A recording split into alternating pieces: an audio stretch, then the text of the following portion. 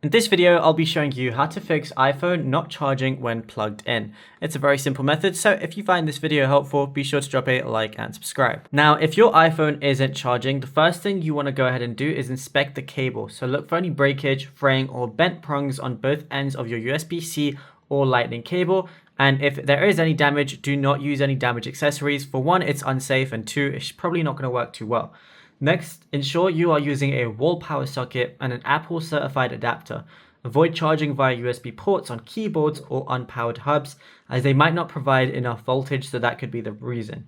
Also, go ahead and just check your USB-C port when there's no wire plugged in. Make sure there's no dust or debris or anything like that, and you can gently remove it using a non-metallic tool like a wooden toothpick. Just be very careful and ensure you're very sensitive with it, not to press in too hard. Now, if your iPhone stops charging at 80%, that's actually not an error. What you want to do is go over to settings, then go over to battery right there, and then you're going to see charging as one of the options, so go over to that. And if you have optimized battery charging on, it says when the charge limit is set to 100%, it allows the iPhone to finish charging past 80%, but you also might have a charging limit as well. So just make sure if it's on 80%, you can switch to 100% whenever you want as well.